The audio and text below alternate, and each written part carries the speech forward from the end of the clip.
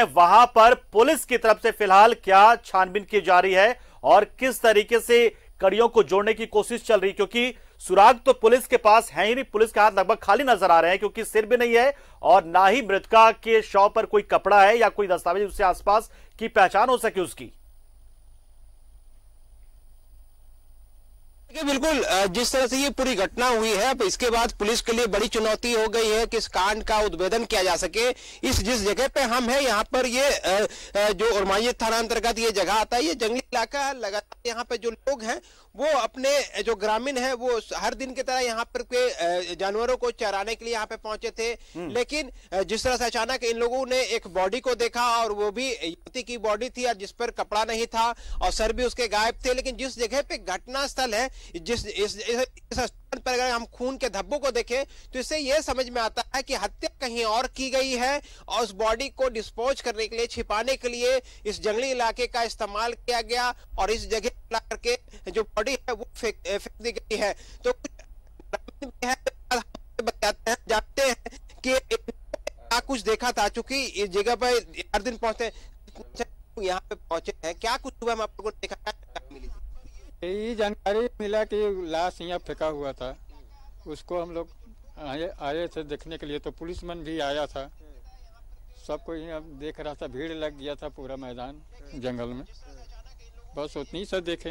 समझ में नहीं आया कहाँ से आया, कौन है? नहीं समझ में नहीं आया। कितनी बड़ी होगी लड़की? वही 15-16 साल की होगी। हाँ 20 का लगभग में थी। कुत्ता भी पूरा घूमा यहाँ पे? नहीं, कुत्ता वुत्ता तो नहीं लाया था। वो लाया कार में, उसको हम नहीं ठिकान किए, न देखे थे। बस इतने ही सा देखे, उसका बाद में गाड़ी में लोड किया, ले गया।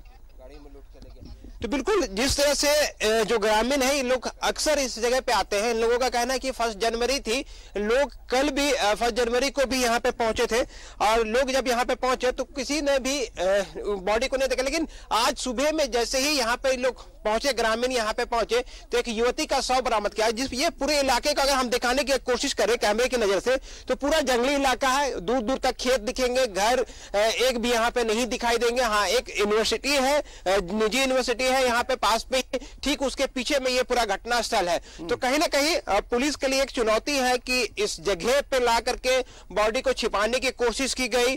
चूंकि जंगली इलाका था, हो सकता था कि इस इलाके में काफी दिन तक वो लोग पहुंचते नहीं, लेकिन जो स्थानीय ग्रामीण है वो यहाँ पे पहुंचे हैं और जो बॉडी थी वो इस जगह पे ला करके डिस्पोज किया गया था, फेंक दिया गया था। जितनी कम संख्या में आपको ब्लड दिखाई देगी, आप समझ सकते हैं कि इतनी कम संख्या में जब यहाँ ब्लड है तो बॉडी यहाँ पे हत्या नहीं की गई है। यहाँ पर सिर्फ बॉडी को ला फेंक दिया गया है। लड़की के जो कपड़े थे, जो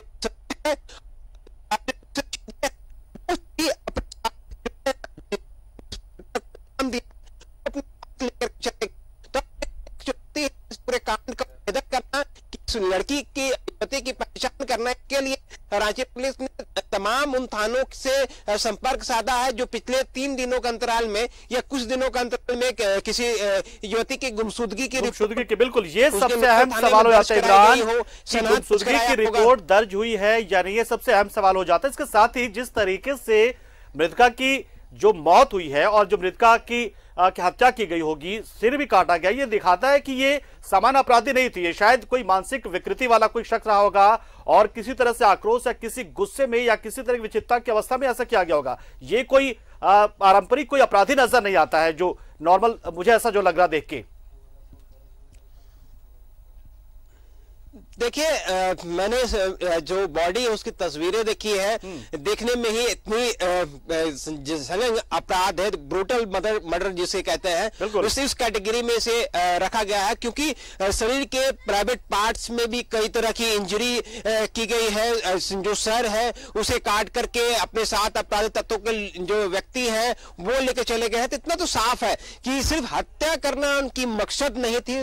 मकसद ये था कि एक तो पहले हत्या करके उस बॉडी को इस जंगली इलाके में छुपा दिया जाए, और जो सर है और जो दूसरी चीजें हैं, जो कपड़े हैं, वो अपने साथ अपराधी तत्व के लोग जो हैं वो अपने साथ ले गए। वजह सिर्फ साफ है कि युवती की पहचान नहीं हो पाएगी। जब तक पहचान नहीं हो पाएगी तो कहीं ना कहीं पुलिस के लिए एक चुनौती होगी कि इस पूरे कांड में जो लोग शामिल हैं उनकी गिरफ्तारी हो सके। अब पुलिस दूसरे संसाधनों के माध्यम से, टेक्निकल सेल्स के माध्यम से और दूसरे माध्यम से इस इलाके को सर्विलांस रखकर टेक्निकल टीम्स के माध्यम से अब डिटेन कर रही है टावर लोकेशन के आधार पर कि कौन कौन से लोग हैं जो इस पूरे इलाके में एक्टिव रहे हैं, किनका आना जाना हुआ है, क्या कुछ रहा है। तो ये सारी चीजें हैं। तो पुलिस की जांच का दायरा कई दिशाओं पर होता है, तो ऐसे तफ्तीशों को कवर करते रहे हैं। पुलिस के हाथ में सुराग तो कोई है नहीं, कपड़े है नहीं, क्योंकि आप कोई सुराग लगा पाए, कोई दस्तावेज आपको मिला नहीं, और जो है सिर भी मौजूद नहीं लड़की का, तो शिनाख्त हो पाना बहुत दूर दूर तक मुश्किल है।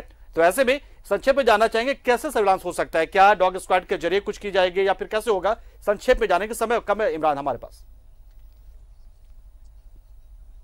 दो चीजें काफी महत्वपूर्ण है। एक तो युवती के शरीर में जो दाग होंगे उसके परिजनों से मिलान कराने की कोशिश की जाएगी। जो गुमशुदगी की रिपोर्ट थाने में दर्ज कराई गई थी उन तमाम लोगों को बुलाया जाएगा और बॉडी को दिखा करके कोशिश की जाएगी कि पहचान कराई जाए। दूसरा जो कि सबसे महत्वपूर्ण पुलिस के लिए कई मामलों में सफलताएं मिली है, कॉल डंप का मामला आता है। कॉल डंप करके पुलिस अब पता लगाने की कोशिश करेगी कि जिस वक्त इस पूरी घटना को अंजाम दिया गया है, पुलिस देर रात से लेकर के अगले सुबह तक में कितने मोबाइल स्टाफ हैं, जितने मोबाइल सर्विलांस हैं जो इलाके में काम करते हैं, उन तमाम लोगों की गतिविधियों की पूरी निगरानी रखेगी और निगरानी के बाद जांच की जाएगी। समय का थोड़ा तकाजा, लेकिन इमरान आपने पूरी जानकारी तफसील से दी, आपका बहुत बहुत शुक्रिया। आप यहाँ पर पहुंचे और उम्मीद करेंगे कि बहुत सारे क्लू जो पुलिस के पास है वो जोड़ते हुए कुछ और नई चीजें इस घटनाक्रम से जुड़ी आप हमें बताएंगे आने वाले टाइम में।